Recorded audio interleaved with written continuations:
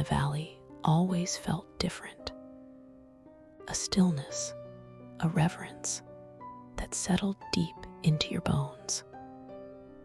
Our family campsite, nestled by the Whispering Creek, was a privilege, earned through permission and respect for the Apache grounds it occupied.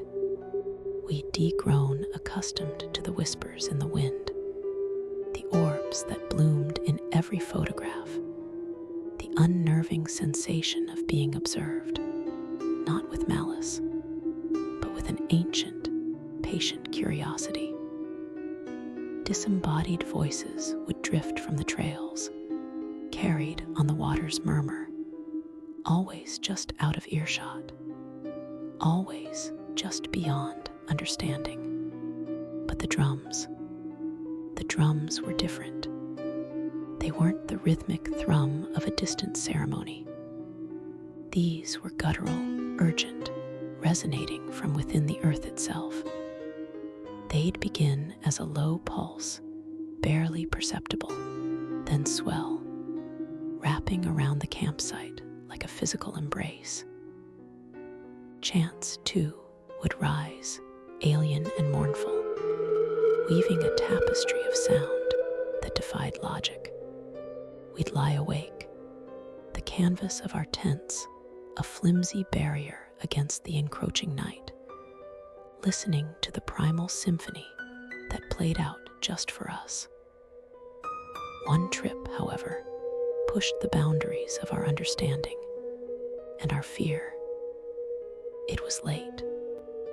The campfire had dwindled to embers, casting long, dancing shadows that played tricks on the eyes. Then it happened. It wasn't a gradual shift. It was an asterisk unfolding asterisk.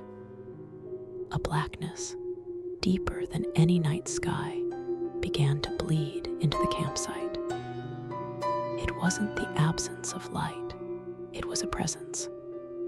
It swallowed the trees, the familiar shapes of the mountains, even the shimmering surface of the creek. And with the darkness came a silence so profound it was deafening.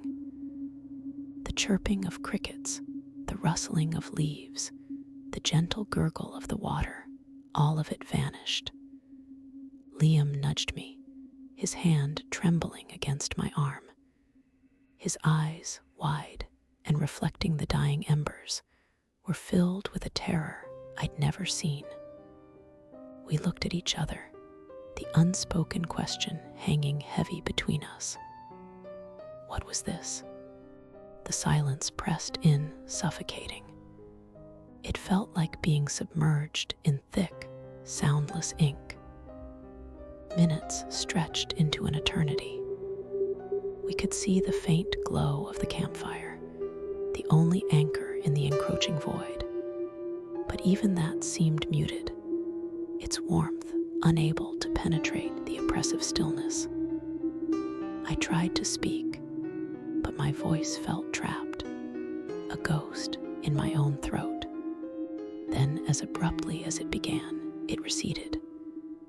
The darkness flowed back, not retreating, but dissolving like smoke dispersed by an unseen wind. The sounds rushed back in, a sudden cacophony after the unnatural quiet. The crickets resumed their song. The creek's murmur returned. The rustling of the leaves was a welcome, normal sound. The world snapped back into focus, but the memory of that void, that terrifying silence, was etched into our minds. We packed up the next morning, the unspoken agreement to leave passing between us without a word. We witnessed something that defied explanation, something that felt ancient and hungry. The whispers, the orbs, the feeling of being watched, they were unsettling. But the darkness and the silence, that was a visitation, a stark reminder that some places hold secrets that are not meant to be understood, only endured. And sometimes, even endured is too much. I'm Aqeela, and this has been another chilling tale from the Aqeela Files. Did you feel that silence? It's still out there, waiting. Now, tell me, can you still hear the drums?